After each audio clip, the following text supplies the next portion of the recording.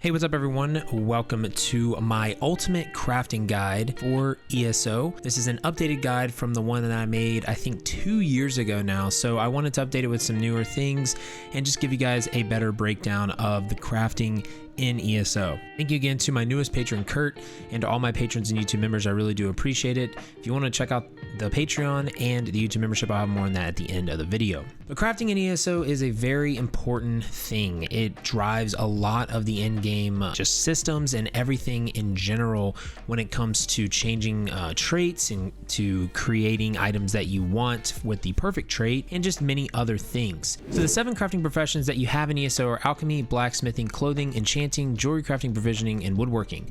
So right now I'm going to go into the crafting screen, okay? And what I'm going to do is I'm going to go through each of these tabs and explain what they do, okay? So the refine tab is the tab in which you refine raw materials into materials that can be used, okay? So for clothing, you have light armor materials and medium armor materials. That's how you make that kind of armor. For blacksmithing, you'll have heavy armor. For woodworking, you'll have bows, staves, and shields that you'll eventually make.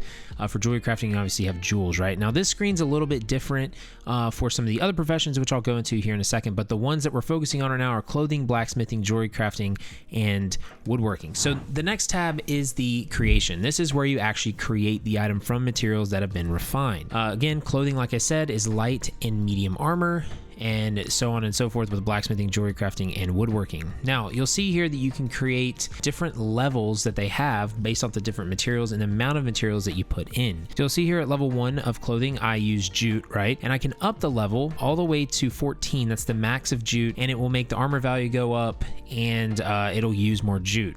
Now, there's multiple materials that go all the way to CP 160. Now, when you get to CP 160, you'll see here that the last material is default CP 150. So you have to be careful because you have to make sure you click that, but it also requires 10 times the materials. So it does cost a lot of mats to make the highest armor in ESO, right?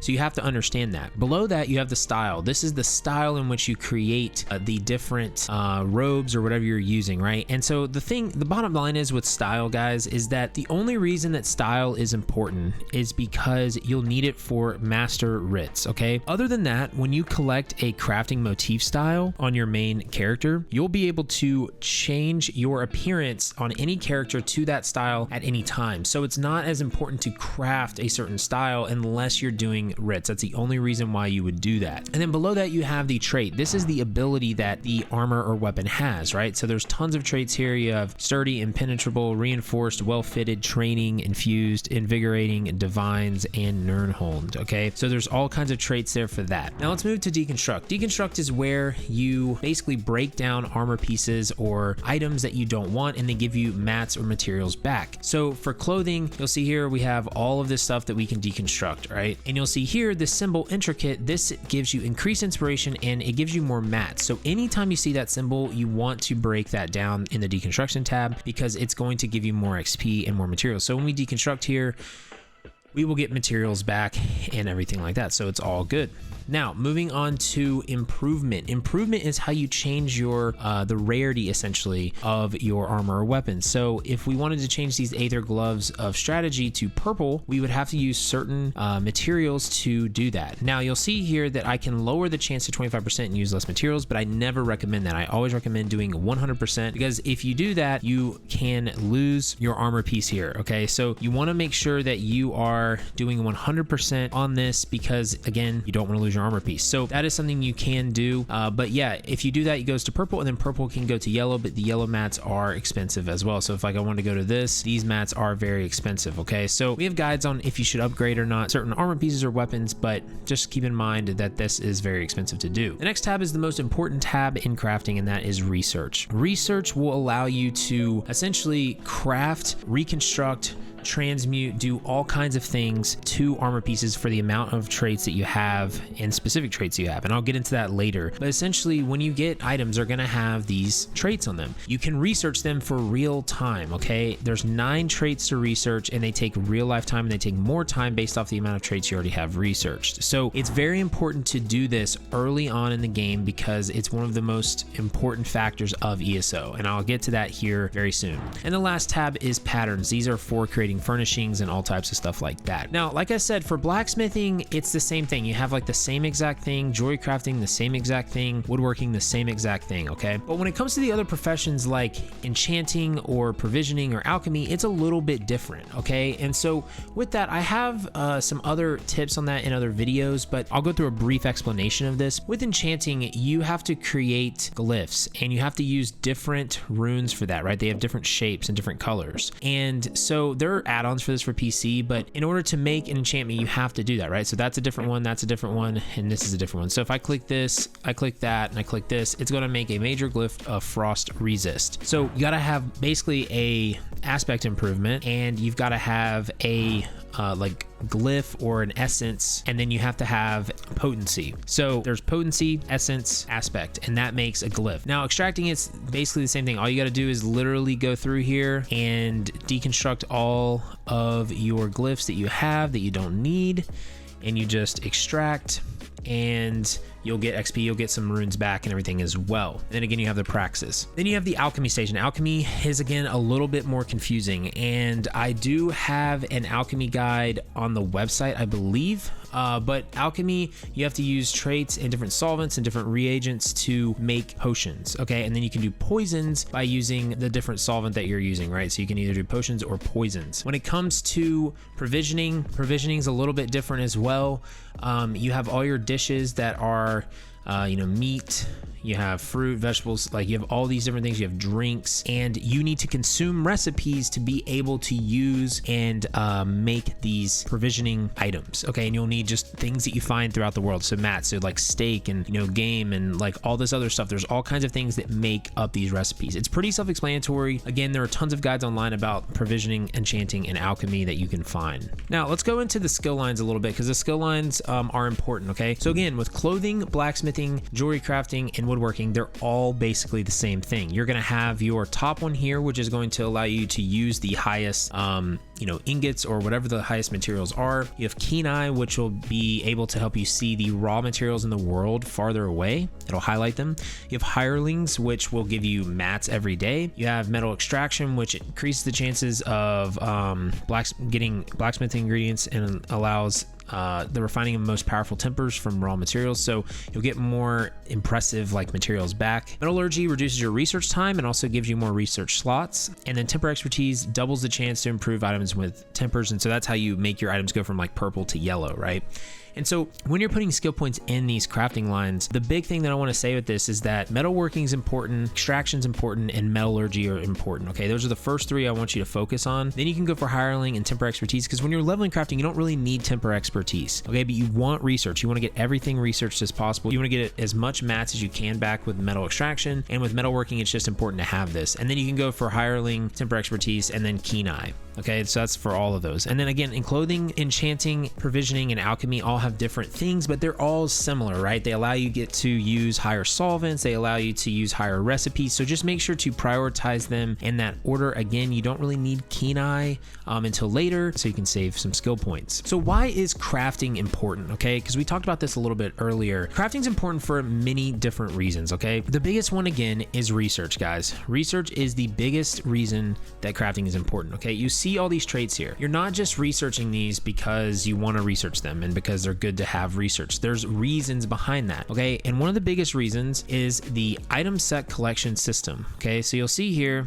that we have the item set collection system. So if I go to, let's say Mother's Sorrow, let's just say that we want to make this item set, right? You'll see here that I have collected about half of the set, okay? And in order to make this set again, I need to go to one of these stations down here, which is a transmutation station. It's this little globe. There's one in Clockwork City. You can find them here at our guild hall. And so if I want to do Mother Sorrow, right, I need to double click this. Well, you'll see here that when you go to this, you can only craft this or reconstruct this if you have traits unlocked, right? So if you have only one trait, say you have the invigorating trait researched on a clothing light chest, then that means that you can only make this robe of Mother Sorrow at an invigorating roll. You can't make it divines, right? Most people would make this divines or infused, okay? So researching is important for that because you want to be able to reconstruct items, okay? And the more items that you have researched, the more flexibility you have to make make whatever you want whenever you collect certain items. That's a big thing. Another big thing is transmuting. Okay, transmuting is the other side of this table. Transmuting costs transmutation stones or crystals, just like the reconstruction does. But if I got a drop, right, of let's say this Briarheart Inferno staff, I got this drop or something, and I got like a training roll and I wanted to switch it to precise. I'd have to bring it here and I could switch it to precise. Right now it's already precise, but I'm just saying that you would have to switch it to one of these traits. Well, you cannot switch your items to these traits if they are not researched on that specific weapon or armor piece. So if I have no traits researched on Inferno staves, I can't change anything. So it's very, very important, okay, for that reason as well. Another reason it's important is that you'll see that there are crafting tables like this around, these green crafting stations that you see on the map, all right? If you want to craft a set for people, you'll see at the top there, Adept Writer, it says 3 traits research. That means that in order to even create one piece from this set, you need to have at least 3 traits researched on whatever piece you're creating. So if you have 2 traits researched across every item, you can't create a single piece of Adept Writer. So that's another reason why it's important. Another reason that crafting is important is for these writ boards that I just grabbed here with the blue icons on them, okay? Daily writs can give you tons of mats, tons of money, tons of just different master writs, which we'll get into here in a second. And they are very important, okay? And so when you're doing these writs, if you're not level 50 in the profession, you won't have a chance of getting master writs, which is okay. So you can do writs and you can get to level 50 in those crafting professions, and then you can start doing these every day. The reason these are so important again is because they give so many different mats, they give money every day, they give XP, and if you do this on multiple characters a day, you can make tons of gold each day from this. It's honestly a fantastic way to make money, and it's just a great thing to have in general. So crafting fuels that. And then something else that's important is that you can also get higher chances of getting master writs if you have more researchable items that you've done, right? So that's something that I've heard from people that apparently has been confirmed, is that if you have like the more items that you have researched, the more of a chance you have to get master writs. But you'll see here, I'm going to turn in my writs and I'm going to get gold, I'm going to get mats, I'm going to get XP, and that is literally guaranteed gold for like less than 2 minutes of work each day on one character. You can even sell the mats if you want for gold, and get tons as well. And so that's a big part of crafting. Now, what are master writs? Master writs are these consumables that you see right here in my inventory: sealed clothing writ, sealed enchanting writ, sealed jewelry crafting writ. What they do is they tell you to do a specific thing, and if you do that thing, you get to receive writ vouchers. So this woodworking writ tells me to craft a ruby ash shield with quality epic. The trait is well fitted, the set is Death's Wind, and the style is Aldemary Dominion. So as you see, this is something that you can craft and you will get those writ vouchers. Those writ vouchers can be turned into master writ mediators. Mediators are in your capital cities. So for Elden Root, you can go down here to the Mastercraft Mediator Rolus Halalu, and you can buy furnishings, you can buy attunable crafting stations, you can buy motifs, you can buy all kinds of different things for writ vouchers. Okay, so now that we've talked a little bit about that, let's just talk about leveling tips and just other tips in general about crafting. Obviously, like I said, having the intricate symbol items are some of the best ways to level your crafting lines, and that's going to be one of the best ways to do it.